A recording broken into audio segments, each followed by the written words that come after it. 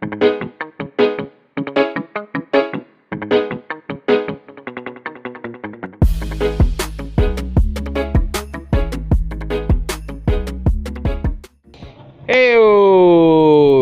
datang di acara Porseni, podcast olahraga dan seni. 4 sehat, 5 berkarya. Sik, bersama gue Arifin Dwi Persetianto atau Hey Dudes. Baik, di episode pertama kali ini, gue mau jelasin dulu. Porseni adalah sebuah tali kasih asmara yang menjadi penghubung antara mahasiswa dengan dunia olahraga dan seni. Ya, walaupun pembawa acaranya nggak suka olahraga banget, tapi intinya sih yang penting pada sehat dan bahagia semua. Amin.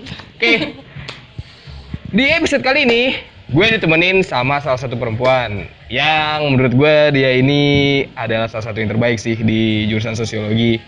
Dia ini orangnya mandiri, bertanggung jawab, asik, berjiwa sosial tinggi, dan tentunya penyuka ayam geprek sih intinya sih.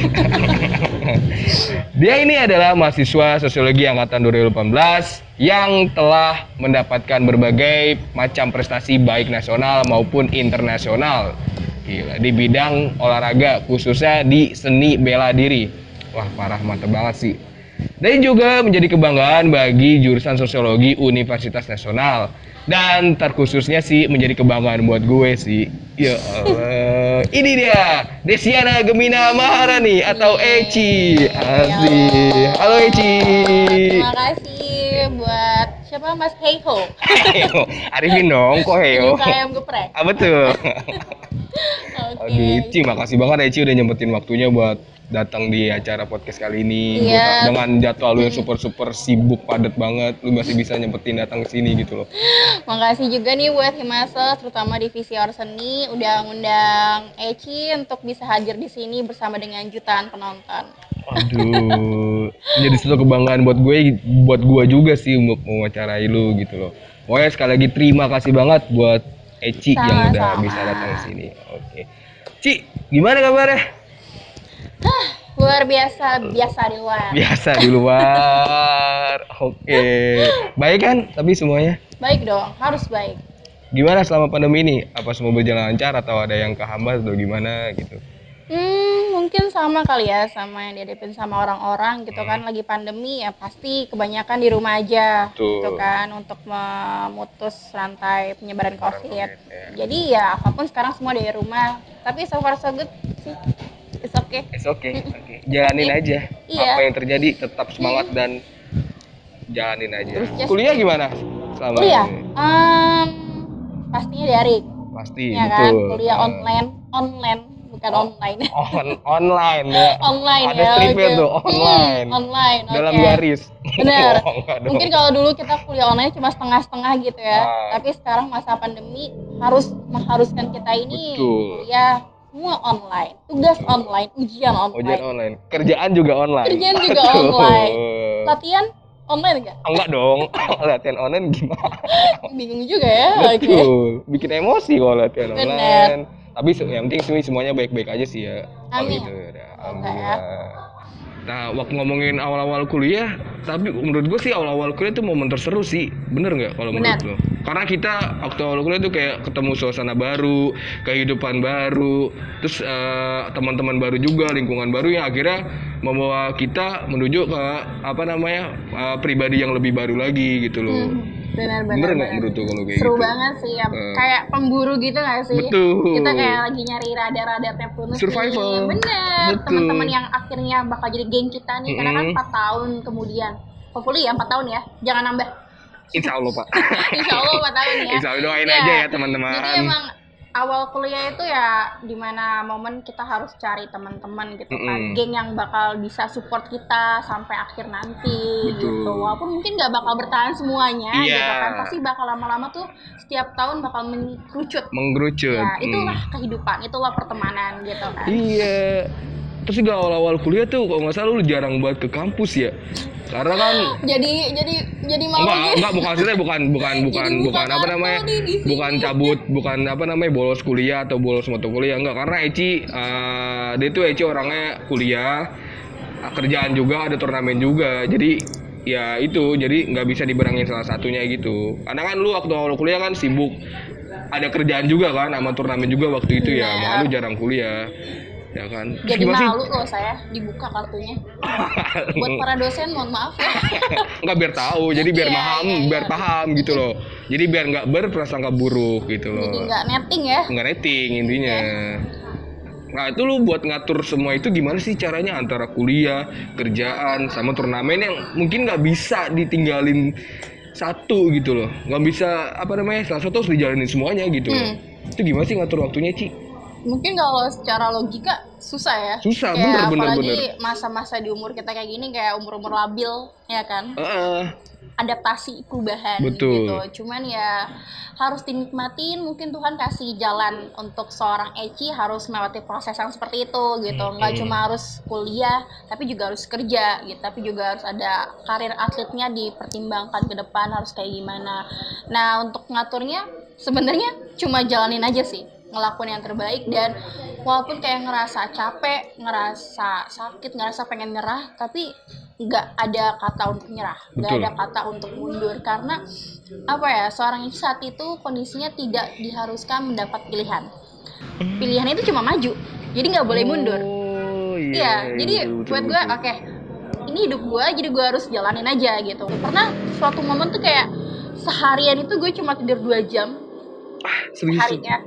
Jadi kayak kuliah pagi, terus gue ke kantor lagi siang, terus gue balik ke kampus lagi untuk ikut kelas siang, and then pulangnya itu balik ke kantor untuk kerjaan, malamnya gue baru latihan.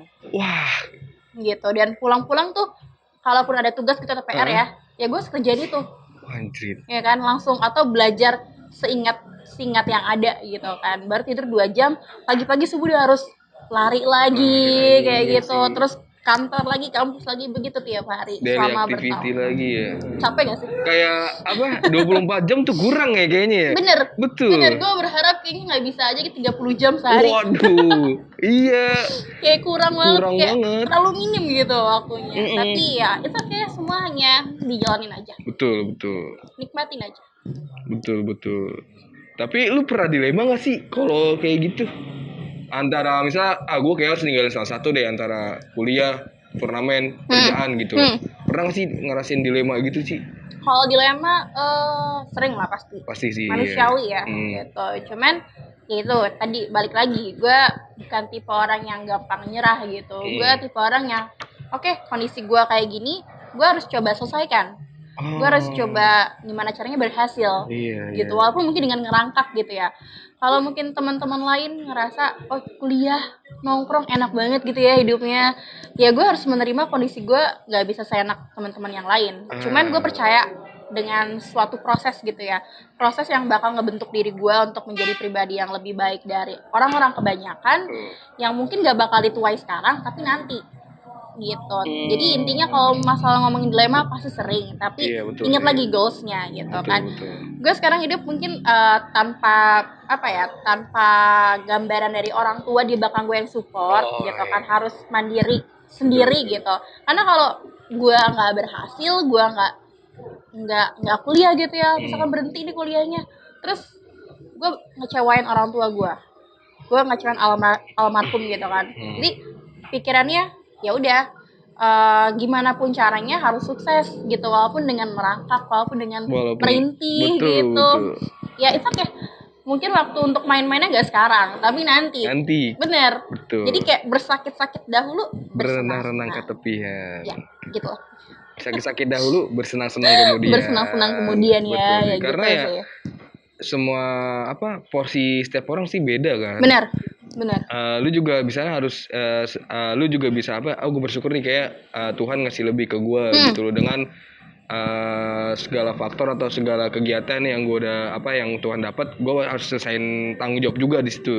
Bener-bener bersyukur sih Tuhan tuh ngasih gue dengan anugerah mental yang kuat ya. Asli, bener-bener.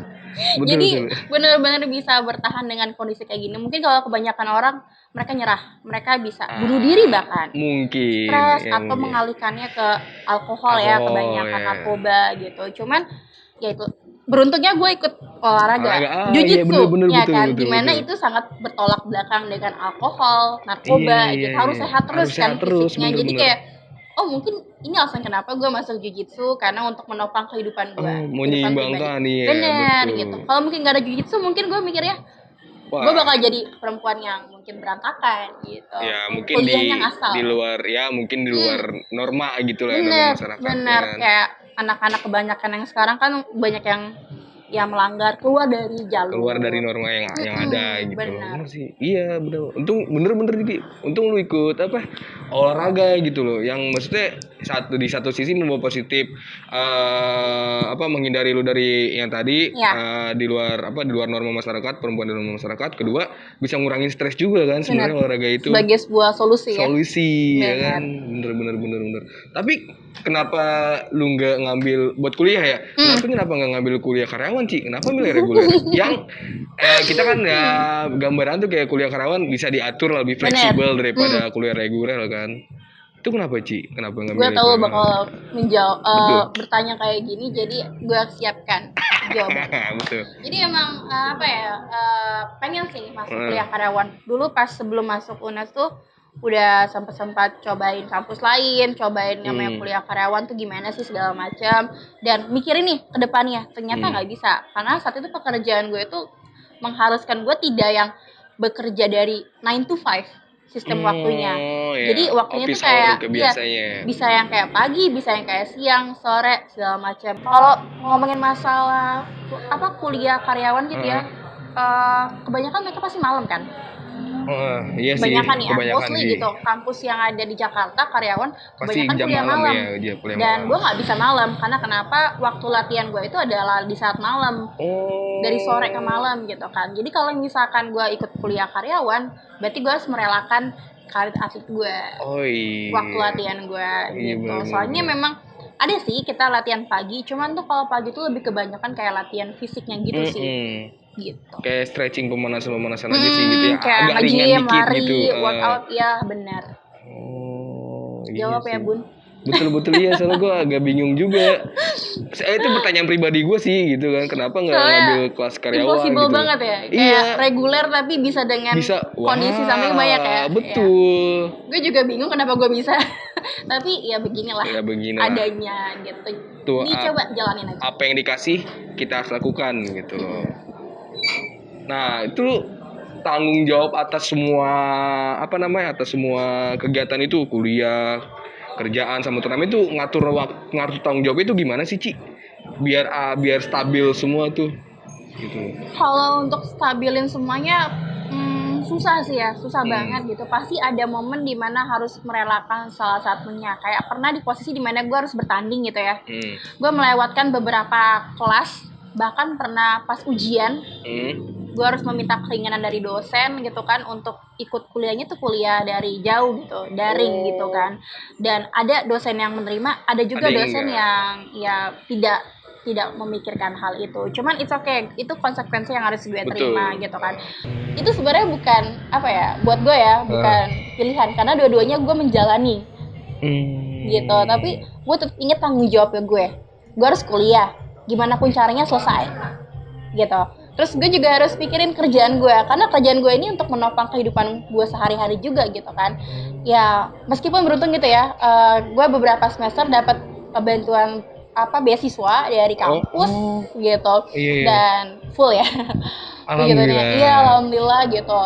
Jadi itu agak meringankan juga sih. Jadi di mana alokasi uang yang gue dapat dari pekerjaan bisa ditabung, bisa untuk dihasilkan usaha lagi, buat dikembangin lagi. Tapi kan kalau beasiswa itu harus ada minimal standarisasinya itu kan? Iya, harus IP-nya harus berapa gitu kan.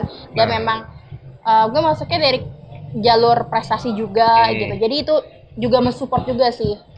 Makanya kampus juga mendukung lah dengan cara memberikan beasiswa. Dan terima kasih juga buat UNAS, terutama Biro Mawa yang udah ngasih kesempatan untuk ngasih beasiswa gitu beberapa semester. Bersyukur banget sih, karena nggak semua mahasiswa dapat kesempatan hal itu gitu kan. Meskipun mereka pintar gitu atau mungkin dalam keadaan yang sulit, tapi ada hal-hal yang harus di apa ya? Prioritaskan. Benar gitu. Jadi makasih buat UNAS selalu support saya. Betul. Terus sama apa namanya? Berarti waktu kita awal kuliah kan ada pembelajaran online juga tuh. Berarti itu ngebantu banget dong ya buat mahasiswa-mahasiswa kayak lu yang Banget punya jadwal padat seperti itu ya. benar. Adanya kuliah online itu ngebantu gue banget karena dengan kesibukan gue yang ada, yang memang harus semua dijalanin, itu solusi banget sih, alternatif banget. Menolong kita anak-anak yang nggak bisa cuma sambil kuliah, tapi kita yang punya banyak segudang aktivitas ini, kita harus Aktivitasnya. tetap memikirkan gimana caranya untuk kuliah gitu. Pokoknya tetap di saat sesuai jalurnya gitu. Tetap bisa nyusul yang lain nih, Betul, yang memang mereka cuma kuliah doang gitu kan. Jadi ya puji Tuhan banget sih ada kuliah online juga, ngebantu. Nah iya, menurut gue juga gitu. Kalau adanya kuliah online tuh kayak apa, ngebantu banget buat mahasiswa kayak lu kan. Karena kan misalnya kayak lu ada tiba-tiba ada kerjaan, atau karena kan kerjaan lu nggak mungkin selama di kantor kan. Iya.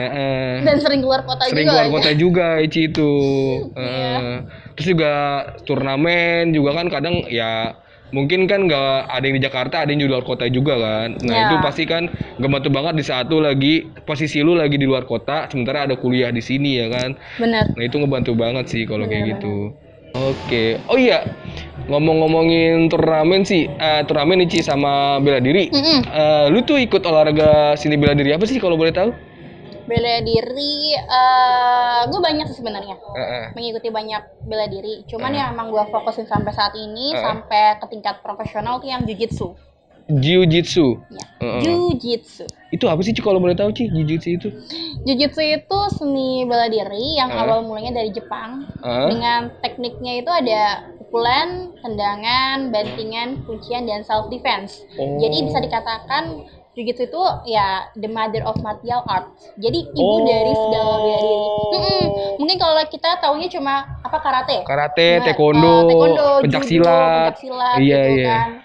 Nah kalau jiu-jitsu ini ya dia ada gabungan dari semuanya ya. Benar. Karena kan tadi kata lo ada pukulan, tendangan, bantingan, dan kuncian dan self defense. Itu lengkap banget sih, bener. Gitu. Mungkin orang nggak terlalu tahu ya. Iya, nggak terlalu masih awam gitu loh di masyarakat tentang jiu-jitsu itu kan. Benar. Nah itulah PR-nya kita sebagai atlet-atlet memperkenalkan betul. gitu.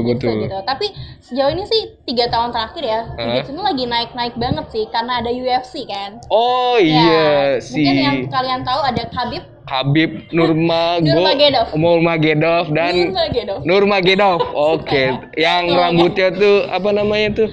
Kalau dia ada tampilan rambut kribo gitu kan. Menarik banget sih. Iya, jadi dia punya ciri khas gitu loh. Tahu nggak dilatih sama beruang? Oh, dia dilatih sama beruang? Iya, jadi dia tuh latihan dari kecil gitu ya. Gulat itu sama beruang. Bener-bener, iya beruang. Bayang nggak sih? Lo masih kecil, lo latihan sama beruang. Wah, gua dulu kecil main gundu sih, nggak main sama beruang untungnya. Iya, jadi emang jiu-jitsu lagi naik banget sih sekarang. Dan apalagi kan kemarin kita udah masuk juga nih One Pride mixed martial art gitu ya. Jadi kejuaraan MMA gitu. Yang di salah satu stasiun televisi ya? Di One gitu. Itu banyak dari mereka yang mempelajari jiu-jitsu. Karena kalau tingkat dunia pun pasti kalau mereka atlet ya, mereka juga mempelajari jiu-jitsu. Karena disangka jiu-jitsu itu ya itu lengkap tekniknya. Dan memang kalau di Asia ini juga lagi booming banget jiu-jitsu gitu kan. Dan di Indonesia mungkin agak lebih lambat daripada negara-negara tetangga. Tapi sejauh ini juga perkembangannya, progresnya naik terus. Kalau mungkin aku tanya gitu ya, dulu cewek atletnya cuma 1 atau 2 orang. Tapi sekarang udah ada puluhan bahkan ratusan. Oh iya, contohnya sih kayak Asian Games waktu itu ya, kemarin itu ya. Asian Games, SEA Games udah banyak banget. Udah banyak banget sih ya. Memang belum sekukuh atau sekokoh kayak organisasi bela diri lainnya, tapi memang semakin berjalannya waktu makin kuat sih fondasinya untuk kepengurusannya. Makin lebar juga kan pengetahuan masyarakat tentang seni bela dirinya itu makin profesional juga untuk seleksi atlet buat event-event yang besarnya. Gitu. Oh berarti tuh jiu-jitsu tuh dari Brazil ya Ci ya? Dari Jepang. Tapi dia dikembangkan lagi ke bawah di Brazil. Jadi tekniknya. Cuma kalau untuk Brazilian jiu-jitsu ini dia lebih fokusnya ke ground. Jadi ground fighting. Pertarungan bawah. Pertarungan bawah. Jadi kayak teknik itu cuma kayak bantingan, Mm-mm. kuncian, Mm. cekikan, patahan. Itu lebih banyak kayak submission sebutannya. Apa? Submission. Submission. Jadi kayak ada kuncian ambar, triangle, choke gitu. Itu nama-nama pukulannya tuh. Nama-nama submission. Submissionnya. Kita nggak ada pukulan kalau di BJJ. Kalau dimudahkan gitu kan. Mikirnya kalau jiu-jitsu yang Jepang itu ya kayak teknik karate sama taekwondo digabungin. Jadi ada pukul tendang gitu. Cara menjatuhkan lawan. Oh berarti tuh ada istilah kayak ada istilah nama-namanya nggak sih di jiu-jitsu gitu Ci? Kayak apa? Kayak tadi submission tuh. Itu kan submission apa tuh namanya? Patokannya ya bisa dibilang ya apa gerakannya? Teknik kunciannya. Selain submission ada lagi ya kayak tadi tuh? Sebetulnya kalau di jiu-jitsu submission sih. Oh berarti semuanya itu dibilang submission. Submission apa aja? Jadi banyak banget. Kalau ngomong submission itu udah banyak banget bercabang tuh tekniknya. Gitu. Kayak tadi yang gue bilang ada ambar, choke, triangle, terus leg lock kayak gitu. Oh iya. Jadi udah banyak banget sih. Banyak banget ya. Ya soalnya kan pasti di setiap bela diri ada nama-nama istilahnya lah. Biar setiap atlet atau setiap pemain bela diri itu paham gitu apa yang dipelajari dan gampang gitu buat komunikasi. Ya kan sebagai alat komunikasi. Iya.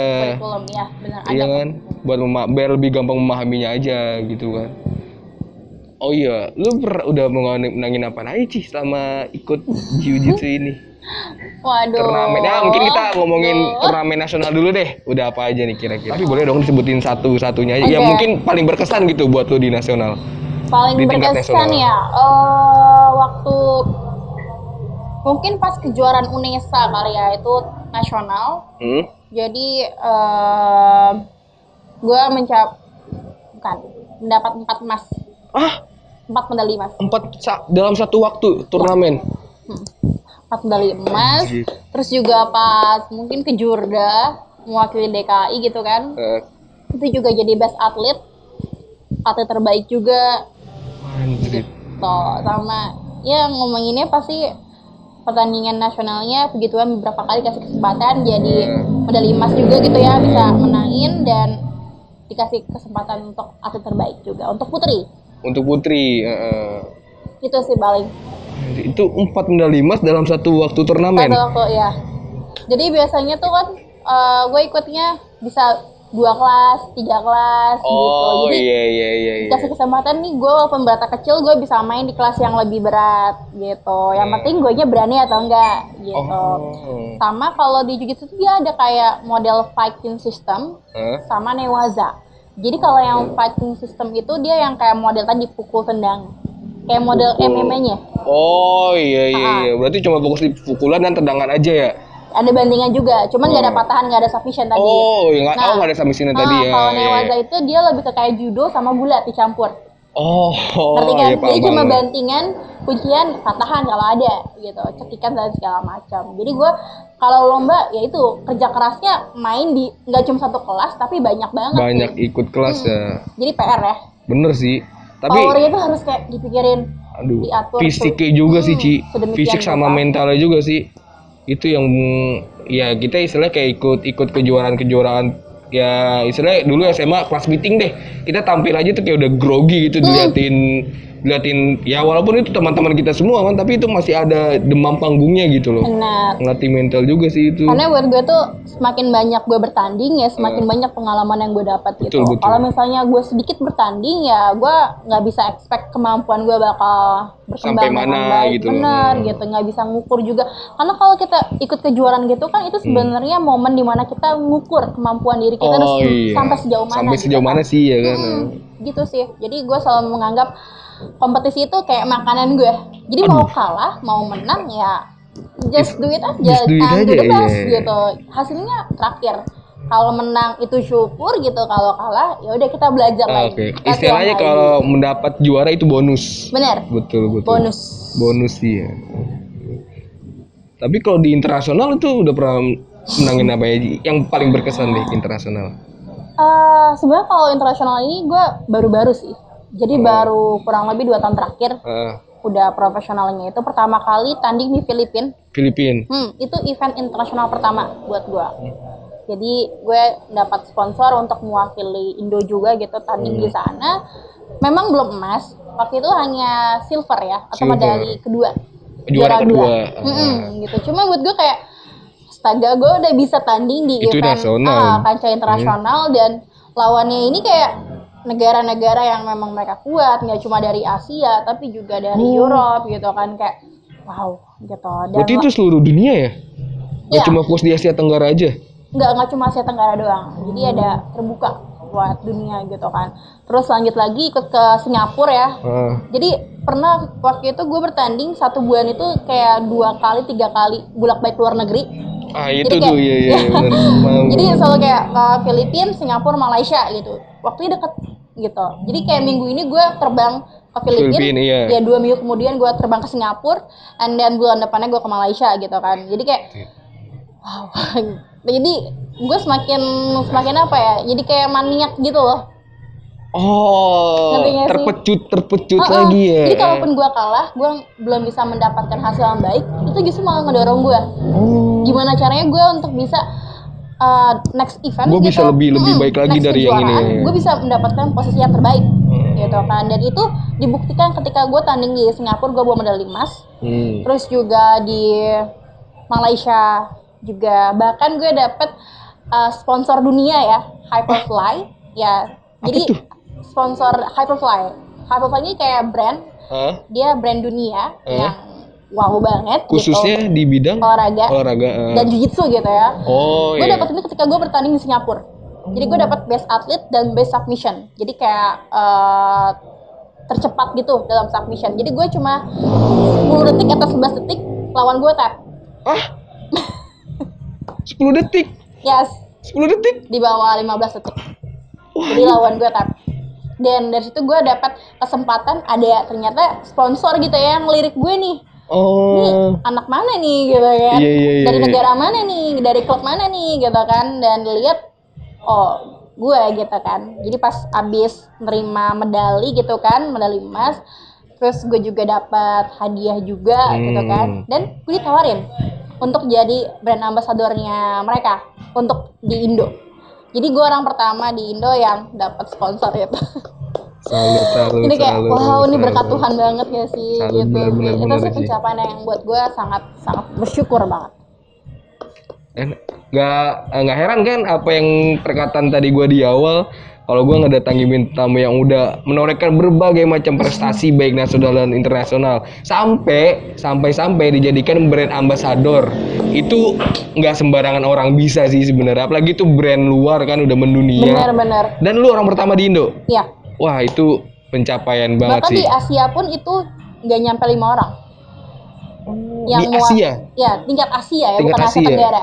Asia itu mungkin 4-5 orang kali ya gitu. Dan bersyukur banget sih, walaupun gue ngerasa kayak nggak pantas gitu, karena banyak banget atlet-atlet jiu-jitsu dari Indonesia yang lebih daripada gue gitu, apalagi yang cowok-cowoknya gitu kan. Mereka banyak yang pemain MMA juga gitu, nggak cuma atlet jiu-jitsu. Kenapa nggak mereka gitu loh? Iya sih. Gue mikirnya kadang, gue pantas nggak sih jadi brand ambassador? Gue kadang kayak bertanya-tanya gitu loh. Insecure gitu loh. Aduh, insecure, Kayak, bener. Tapi ya itulah, Ya. Tuhan mungkin ada alasan kenapa gue dikasih Betul kesempatan. sih. Pokoknya gue bangga banget pokoknya sama Luci. Pokoknya kita semua deh mahasiswa sosiologi, pokoknya bangga banget sama Luci. Iya, gue mungkin nggak bakal bisa kayak gitu kalau nggak ada support dari teman-teman, nggak ada support dari kampus juga. Iya, Karena apalagi bener. kampus gitu dan pihak biro mawa gitu ya, setiap buat tanding tuh malah mereka yang repot-repot gitu. Serius. Jadi kayak Pak Kamarudin gitu kan, kebetulan dia dosen PA gue. Iya. Dia selalu yang ngurusin. Dosen pembimbing. Bener, pembimbing. Dia selalu kayak nanyain, gimana izinnya, gimana persiapannya, gimana latihan segala macam gitu. Oh, jadi kayak lebih diperhatiin lebih gitu bener, loh. gue kayak setiap hari bahkan kayak suka dipanggil ke ruangan biro mawa untuk ya briefing segala macam lah gitu. Gue kayak ngerasa ya ampun, Tuhan ngasih kesempatan gue untuk bisa ngebanggain nama kampus juga kan, kesempatan. Karena nggak cuma wakilin Indo, tapi kan secara nggak langsung mewakilin kampus juga mewakilin nama jurusan sosiologi juga gitu kan. Jadi kayak bersyukur banget. Bersyukur banget ya.